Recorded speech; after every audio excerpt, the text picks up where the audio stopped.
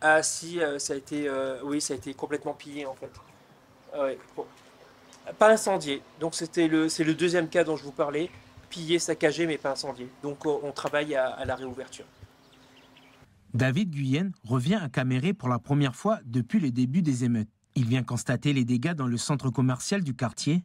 Tout a été saccagé dans ce commerce qu'il a fondé avec son père il y a 21 ans avant d'être vendu à une grande enseigne en 2016. Ma vie professionnelle en Nouvelle-Calédonie, elle commence vraiment ici. Donc quand je vois l'ampleur des dégâts, ça fait mal au cœur parce que on a mis vraiment beaucoup de notre énergie, beaucoup de notre foi, hein, d'ailleurs, en la Nouvelle-Calédonie, dans ce centre commercial.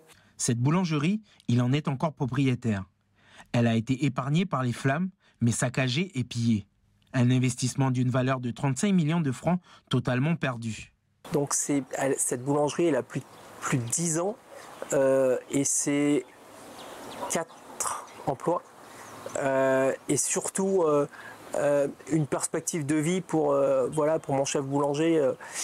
Il comptait vraiment sur cette boulangerie pour lui asseoir sa vie et être son propre patron.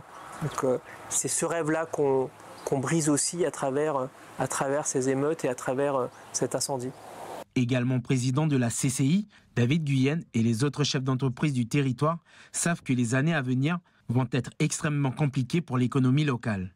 Aujourd'hui, plus de 400 entreprises totalement détruites. 5000 emplois directs, donc totalement éliminés.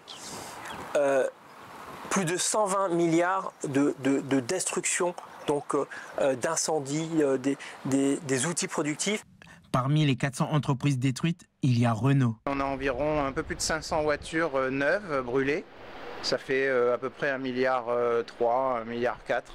Une centaine d'employés se retrouvent sans emploi, comme les 5000 autres personnes estimées.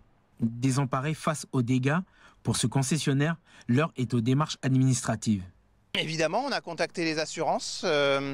Celles-ci vont missionner des experts très prochainement, puisque vu l'étendue des dégâts, il n'y a pas assez d'experts en Nouvelle-Calédonie, donc ils arriveront prochainement pour justement étudier les bâtiments et voir ce qui peut être fait, reconstruit ou pas, à quel coût, et ensuite il faudra discuter de ça avec les assurances.